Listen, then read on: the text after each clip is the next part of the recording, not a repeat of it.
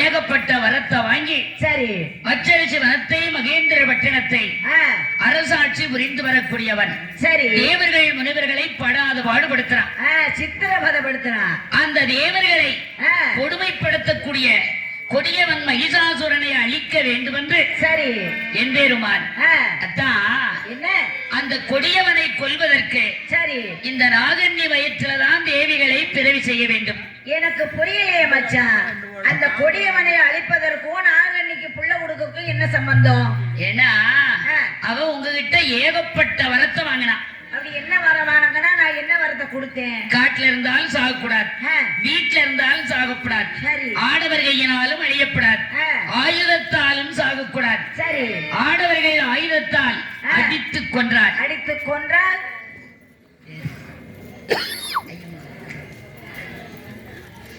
பெரியோர்களே, அடுத்தபடியாக மதிப்பிற்கும் மரியாதைக்குரிய அன்பு சகோதரி அவர்கள் அக்கா ஐயம்மாள் என்ற பெயர் நாமத்தை கொண்ட அம்பாள் கோமரத்தாடியாக இருக்கக்கூடிய சகோதரி அவர்கள் கலை நிகழ்ச்சியை பாராட்டி 100 ரூபாய் வழங்கி கௌரவித்திருக்கிறார்கள். சரி அந்த நல்ல உள்ளவம் தேவி பராசக்தி அம்மை 1000 கண்படைத்த தேவி, நாம் நினைத்த காரியத்தை நிறைவேற்றி வைக்கக்கூடிய அம்மை. இந்த ரதமுடையார் குலத்து மக்களை சீரோடும் சிறப்போடும் வாழ வைத்துக் கொண்டிருக்கக்கூடிய அந்த அம்மையின் அருளாலே வையகத்திலே எந்த குறையும் இல்லாமல் இன்புற்று வாழ அந்த ஆத்தா அவர்களுக்கு அருள்பாலிக்க வேண்டும். நோயற்ற வாழ்வும் குறைவற்ற செல்வம் பெற்று வையகத்திலே வாழ்வாங்கு வாழ அந்த அம்மை அவர்களுக்கு அருள்பாலிக்க வேண்டும் என தேவி காளியம்மனை வேண்டிக் கொண்டு கதையை தொடர்கின்றோம். மகிஷாசுரன் ஆடவர்கள் ஆயுதத்தால் அவரை அடித்துக் கொன்றார். சரி அவர் ரத்தம் ஒரு சொட்டு கீழே விழுந்தா ஒரு சொட்டுக்கு 1000 மகிஷாசுரனா வரணும் அப்படின்னு வேற வர வாங்கிட்டானா? அது மட்டும் இல்ல, எந்த இடத்துல இருந்தாலும் அவனுக்கு சாகு வரக்கூடாது. மச்சி வீட்டுல இருந்தாலும் சரி, குச்சி வீட்டுல இருந்தாலும் சரி. பாத்ரூம்ல வலிக்கு விழுந்தா பாத்ரூம்ல உங்க மாமியா வலிக்கு விழுவா, அப்படியே விழுந்தாலும் அவளுக்கு சாகு வரப்படாது. மொட்டை மாடியில இருந்து விழுந்தாலுமா? ஆமா. அப்படியா? 1001 வருஷத்துக்கு அழியாம இருக்கணும். சரி உண்ணறது 6 மாசம், உறங்கிறது 6 மாசம், எல்லாம் மொத்தமா செய்யணுங்கிற. 6 மாசம் தூங்குவான், 6 மாசம் முடிப்பான். சரி அப்படின்னு ஏகப்பட்ட வரத்தை வாங்கினவன் ஒண்ணு மட்டும் உங்ககிட்ட கேட்கல, என்னைய மறந்துட்டான். ஒன்னே கேட்டவன் என்னடி பண்ண போறான்? ஒரு வாரம் என்ன வரம் கேட்கல, ஆம்பளைகளால சாகப்படாது ஆயுதத்தால சாகப்படாதுன்னு கேட்டவன் பொம்பளைகளால சாகாம இருக்கணும். பொம்பளைகளால சாக வேண்டாம் கேட்கலையா அப்படின்னு அவன் கேட்கல. அவன் நினைச்சிருக்கான் பொம்பளைகளே ரொம்ப அலட்சியமா நினைச்சிட்டான். எப்படி? பொம்பளை தானே, ஒரு பொட்டச்சி நம்மள வந்து என்ன செய்ய முடியும்? ஆட்ட முடியுமா, அசைக்கத்தான் முடியுமா? அப்படித்தான் நினைக்கப்படாதடி. ஒரு பொம்பளை நினைச்சா அப்படின்னா எதை ஈஸியா முடிச்சிருவா. ஒரு குடும்பம் நல்லா இருக்கணுமா, அது பொம்பளை கையில தான் இருக்கு. அல்லது அது நடுத்தருக்கு வந்து சேரணுமா, அதுவும் பொம்பளை கையில தான் இருக்கு. ஆவதும் பெண்ணால் அழிவதும் பெண்ணால். ஆமா, ஒரு குடும்பம் சிறப்பா இருக்கிறதும் பொம்பளை ஆளுக்க கையில தான். ஆமா, அது சீரழிஞ்சு போறதும் பொம்பளை ஆளுக்க கையில தான். சுருக்கமா சொல்ல போனா புருஷமார் உயிரோட இருக்கிறதே அந்த பொம்பளை ஆளுக்க கையில தான். கண்டிப்பா. அவங்க மட்டும் சோத்துல விஷத்தை வச்சுட்டாங்கன்னு வைங்க, நாசமா போறவளை. அதாவது கொலையும் செய்வாள் பத்தினி அப்படின்னு பழமொழியே இருக்கு. இப்ப நீ உன் பொண்டாட்டிய ஒரு வார்த்தை பேச விட மாட்டேங்க, பொட்டக்கழுத சிவனேன்று அப்படின்னு இவனெல்லாம் சோத்துல வச்சு சொல்லி வைக்க வேண்டாமா? உயிரோடு விட்டு வச்சிருக்காங்க அப்படின்னா ஒரு விஷயத்துக்காக தான். எதுக்கு முன்னால தொங்கணும் தாலி, அதுக்காக அவன் இருக்கணும்ல விட்டு வச்சிருக்கு மைனி. ஆமா ஆமா. ஆனா அப்படி இல்ல, பொம்பளைய நினைச்சா எந்த காரியமானாலும் முடிப்போம். ஆமா, பெண்ணாக பிறந்திடல் பெருந்தவம் செய்தல் வேண்டும். பொம்பளையா பிறக்கிறதுக்கு பெரிய தவமே பண்ணணுமா அப்படியா அப்படின்னு பாரதி சொல்லியிருக்காரு, நான் சொல்லல. பாரதியார சொன்னாரு, ஆம்பளை தானே சொன்னது. ஆமா, அவர் பொம்பளையா பிறந்தா தெரிஞ்சிருக்கும். நாங்க இழுவடுற இழுவ. ஏன்னா குடும்ப பொறுப்பே பொம்பளைய தானடி. பொம்பளைய பொறுப்புல இருந்தா தான் சிறப்பா இருக்கும். ஆமா, அதனாலதான் பொண்ணா பிறக்கிறதுக்கு பெரிய தவம் பண்ணணும். ஆனா மகிடாசுரனை அழிப்பதற்கு சரி இந்த நாகன்னி வயிற்றுலதான் தேவிகளை பிறவி செய்யணும். அப்படி பிறக்க செய்து பொம்பளைகளை வச்சுதான் அவனை சோழிய முடிக்கணும். நல்ல யோசனை மச்சான். அதுக்கு நீங்க தான் இப்ப எனக்கு வரத்தை கொடுக்கணும். இப்ப நான் வர கொடுக்கறதுக்கு தயங்கவே மாட்டேன், வாங்கிட்டு போங்க. உடனே ஈசன் பார்த்தார், மைத்துனா மறந்திருந்த என்னையே ஞாபகப்படுத்திட்டீங்க, நல்ல வேலை. இப்பவே அந்த நாகன்னிக்கு குழந்தை வரத்தை கொடுக்கிறேன். ஈசன் கழுத்திலே அணிந்திருந்த துளசி மணி மாலையிலே சரி 8 குளிசங்களை எடுத்தார். எம்பெருமான் கையிலே கொடுத்தார். மைத்துனா இந்த 8 குளிசங்களையும் நாகன்னி சாப்பிட்டான்னா சாப்பிட்டா அவன் நினைச்ச மாதிரியே அவளுக்கு பெண் மக்கள் பிறப்பார்கள். 8 பொம்பளை பிள்ளை பிறக்கும். ஆமா, சரி சரி சரி. நாகன்னி கையிலே கொடுத்துருங்கள். எம்பெருமான் கையிலே கொடுத்து அனுப்பி வச்சுட்டார். சரி, கண்ண பெருமான் 8 குளிசங்களையும் வாங்கினார். ஆமா, நாககன்னி தவநிலைக்கு வந்தார். ஆமா, அம்மா பெண் பாவாய் சுவாமி. நாகன்னி, என்ன சுவாமி? உன் தவத்தை நான் மரமாறு வெற்றினேன். அப்படியா சுவாமி? உனக்கு யாது வரம் வேண்டும்? எனக்கு என்ன சாமி, எல்லா செல்வ வளங்களும் எக்கச்சக்கமா குமிஞ்சு இருக்கு உங்க புண்ணியத்துல. சரி, ஆனா அந்த செல்வத்தை எல்லாம் அனுபவிக்க ஒரு பிள்ளை செல்வம் இல்லை சுவாமி. ஒண்ணு வருத்தப்படாத, ஒரு குழந்தைய கொடுத்தீங்கன்னா ரொம்ப சந்தோஷப்படுவேன். உனக்கு குழந்தை வரம் கொடுக்கத்தான் நான் வந்திருக்கேன். அப்படியா சுவாமி? ஆமாமா, கொடுங்க சாமி, கொடுங்க சாமி. இந்த 8 குளிசங்களை நீ சாப்பிட்டீங்கன்னா நீ நினைத்த மாதிரியே உனக்கு பெண் குழந்தைகள் பிறக்கும். பொம்பளை பிள்ளை பிறக்குமா? ஆமாமா, பொம்பளை பிள்ளையா பிறக்கும். 8 பொம்பளை பிள்ளைதான். நல்லதா போச்சு.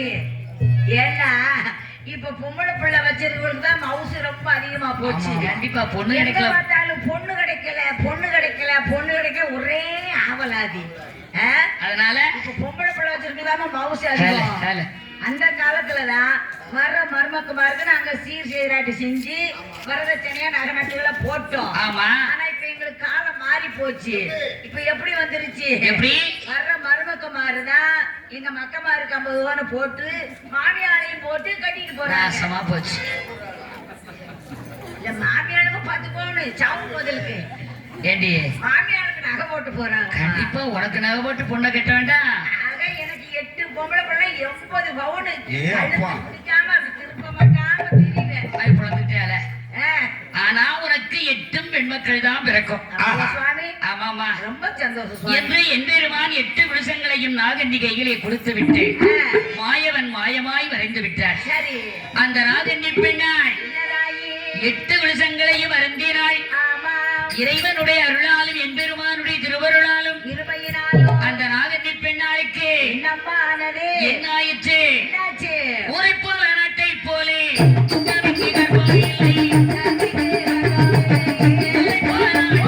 இல்லை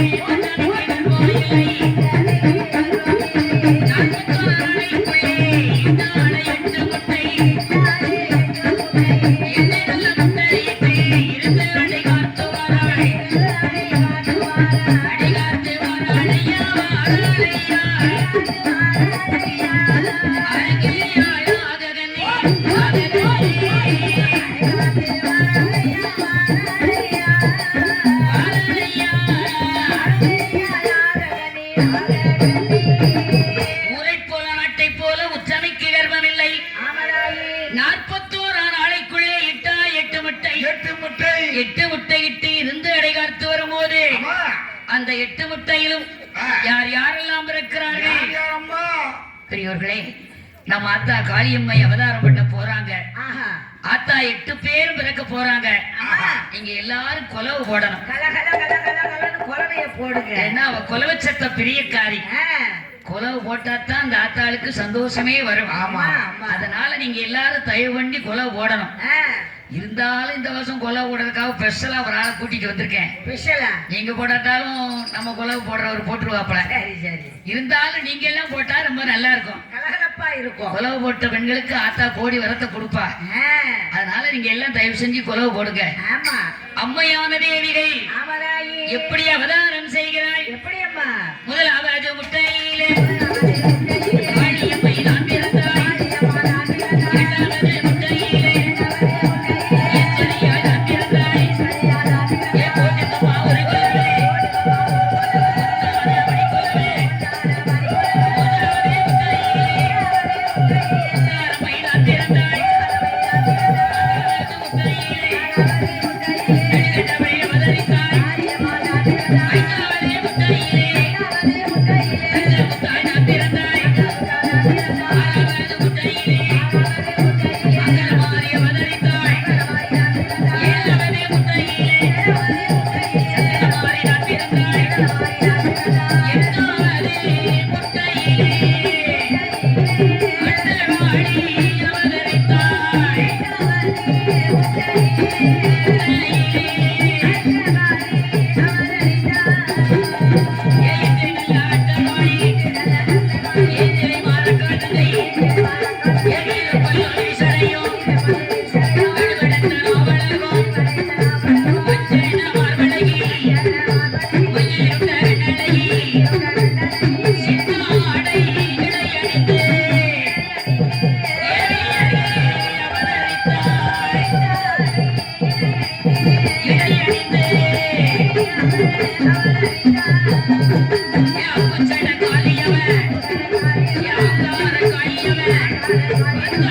அண்டகாளி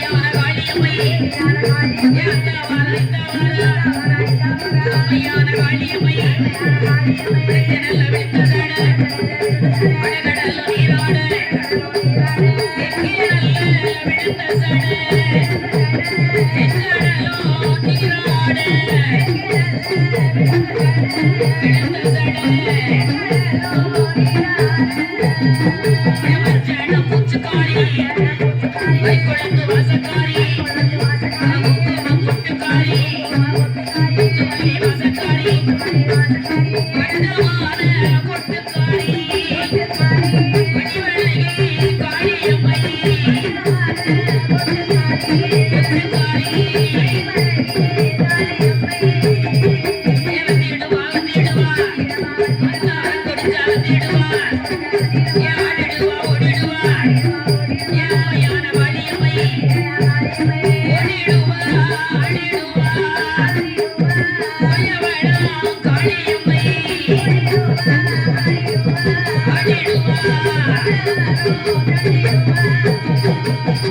அம்மையான காளியம்மை அக்கா தங்க 8 பேரும் அட்டகாளியில் 8 பேரும் 8 முட்டைகளே அவதரித்தாள். சரி, முதலாவது பிறந்த அம்மை காளியம்மை பார்த்தாள். என்னம்மா சொல்லுகின்றார்? உடன் பிறந்த தங்கைகளை பார்த்தாள்.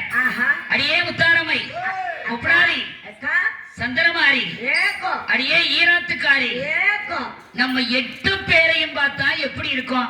நம்ம 8 பேரையும் பார்த்தா நான் தான் நேத்தே சொன்னல, ஊரு ஊரா போய் நம்மள கேட்கலடியே, ஆத்தா கேட்கிறா. 8 பேர் அக்கா தங்கச்சிட்ட அத்தா கேட்காத. நம்ம 8 பேரையும் பார்த்தா சட்டிகளா இருக்கும்டி. சட்டி இல்லடி, சக்தி. சக்தி சொரூபம். சக்தி சொரூபமா இருக்கும். ஆமா ஆமா. அடியே நம்ம பார்த்தா அழகான பொம்பளை பிள்ளைகளா இருக்கோம். ஆமா.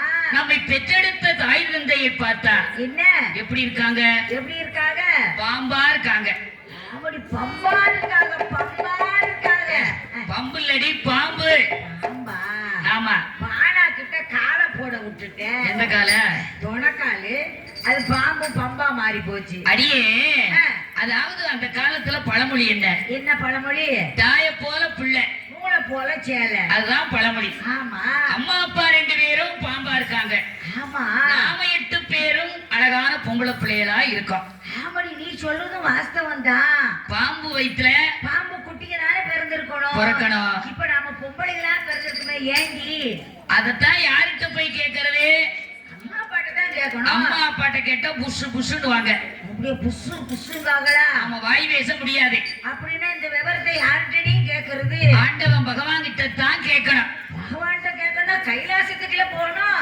கண்டிப்பா அங்கதான் போனோம். இவ்வளவு தூரம் போகணும். ரொம்ப தூரம் ஆச்சா? ஐயே, கைலாசத்துக்கு போனா ரொம்ப தூரம் போகணும். அந்த நடைபயணம் களைப்பு தெரியாம இருக்கிறதுக்கு அப்படி கும்மி அடிச்சுக்கிட்டே போக மாடி. அள்ளி அடிக்கிறதுக்கு களைப்பு தெரியாம இருக்கும். வில்லங்கு பிடிச்ச வில்லிச கூட்டம் வாரன் இருக்கு.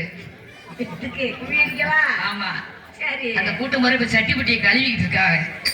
அதை கழுவி முடிச்சுட்டு வரட்டும். இல்ல, கழுவி கொண்டு விட்டாங்க. அந்த வில்லங்கத்தை ஆட விட்டுருவோம். அங்கே தேவிகள் 8 பேரும்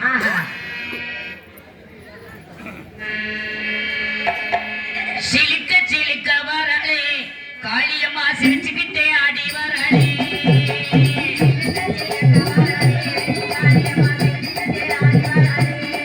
அத்தா சிலிக்க, அவ சிலிக்க, தேவி சிலிக்க சிலிக்க வரலே, காளியம்மா சிங்கரக ஏறி வரலே.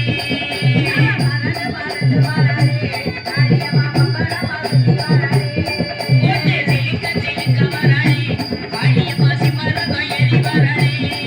அவ பறந்து பறந்து வரலே, காளியம்மா பம்பரமா சுத்தி வரலே.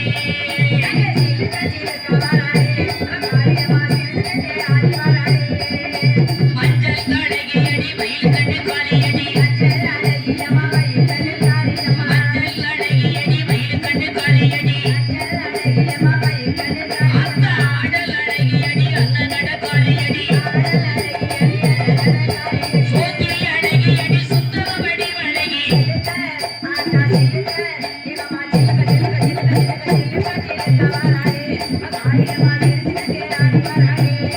கோட்டை பறந்து பறந்து வரலே, காளியம்மா பம்பரமா சுத்தி வரலே.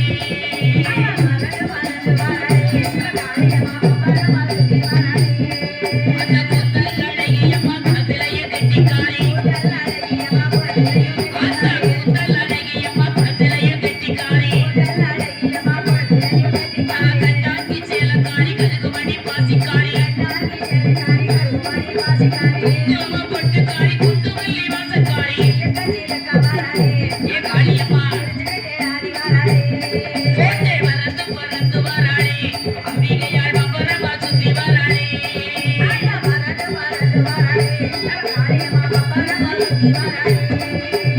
சிக்கண்ணன் பத்தினியே நேரமாச்சி வந்திடம்மா, மடியில சிக்கண்ணன் பத்தினியே நேரமாச்சி வந்திடம்மா. சோதி அழகியம்மா சுந்தர வடிவழகி. எங்கே இருக்கையம்மா இங்கே நீ வந்திடம்மா.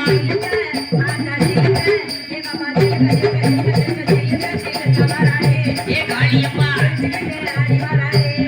கோட்டை பறந்து பறந்து வரலே,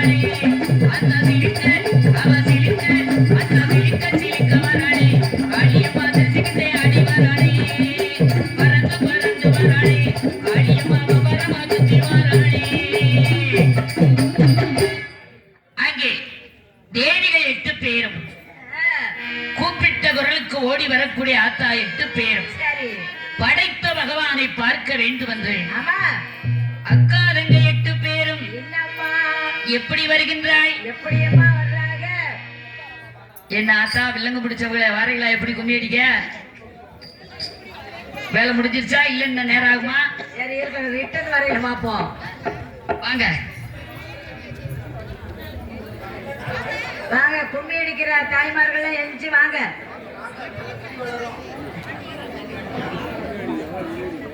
வரட்டு வரட்டு வரட்டு படிக்கும் அடிக்கும் இல்லைன்னு பேர் வச்சிருக்கா.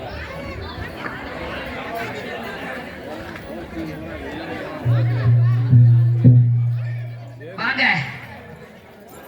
அது சொல்ல போயிட்டாங்க அது அப்படியோ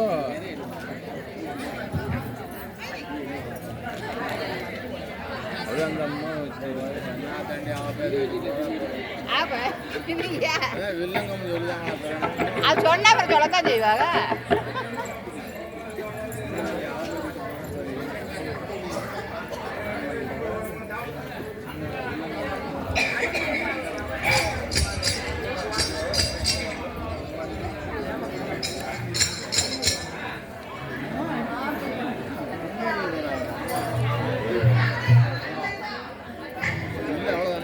அட்வான்ஸ் கொடுத்துருக்கேன் உங்களுக்கு 5000 ரூபாய் கொடுத்துருக்கேன். எனக்கு கொடுத்துட்டு தான் அவங்க போகணும் கும்மி அடிச்சுட்டு.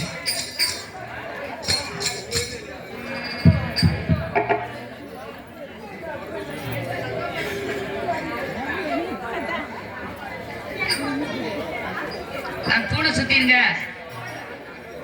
நம்ம தூணை சுத்திருங்க, பின்னாடி நினைக்கோங்க. கொஞ்சம் ரவுண்டா பெருசாக்குங்க.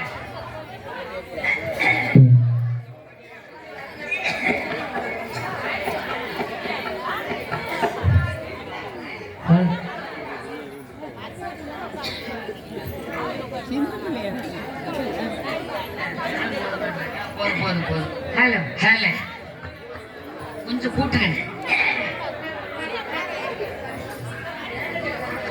ஹேல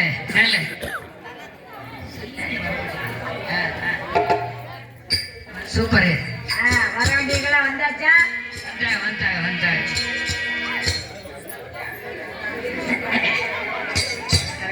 கொஞ்சம் கோயில் பெருசா கட்டியிருந்தா நல்லா இருக்கும். கோயில் சின்னதா போச்சு. இருக்கட்டும் இருக்கிறதுக்குள்ள ஆத்த அடிப்போம். வெளியில நான் பார்க்க முடியாதுல்ல, நான் உங்களை பார்க்க வேண்டாமா? நீங்க அடிக்கிறத நாங்க பார்க்கணும். கீழே இறங்கி படிக்க கூடாது. இது சும்மா இருந்து அடிக்க. தன்னனே நானனே தாரே நன்னே நானே தாரே நானே நன்னே நானே தானே நானே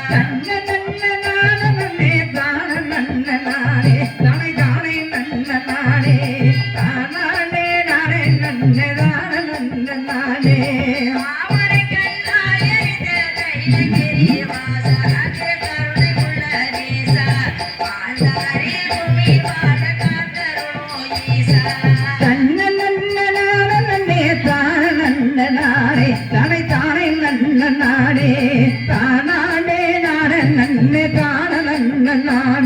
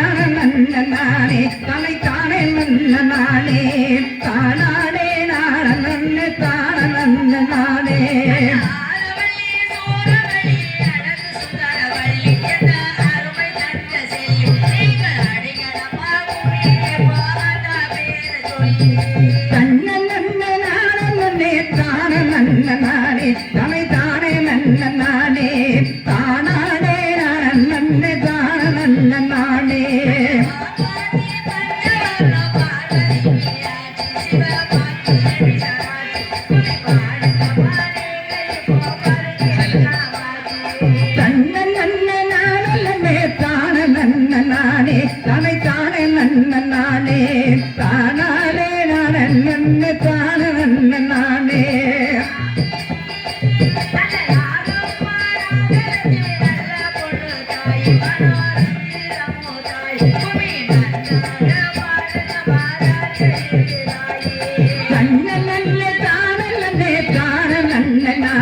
தானே தானே நன்னன் நானே தானானே நானன் நன்ன தான நன்னன் நானே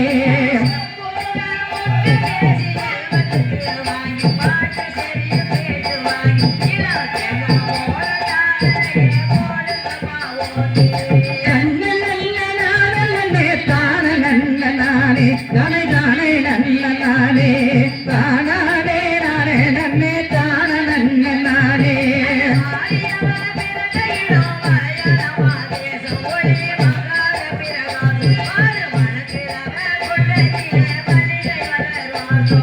கண்ணலே தானே நன்னே தான நன்ன நானே தானே தானே நன்ன நானே தானானே நானே நன்ன தான நன்ன நானே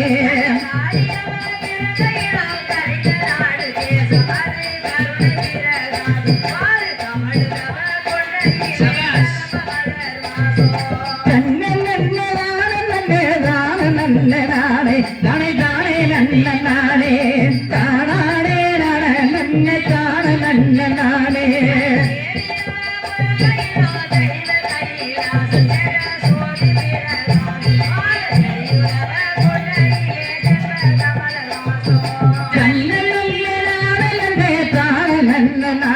தானே தானே நன்ன நானே தானானே நானே நன்ன தான நன்ன நானே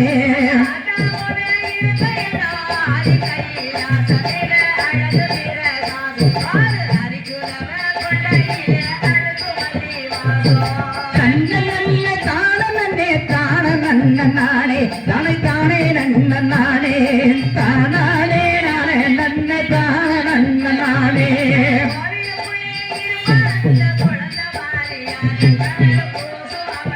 குழந்தை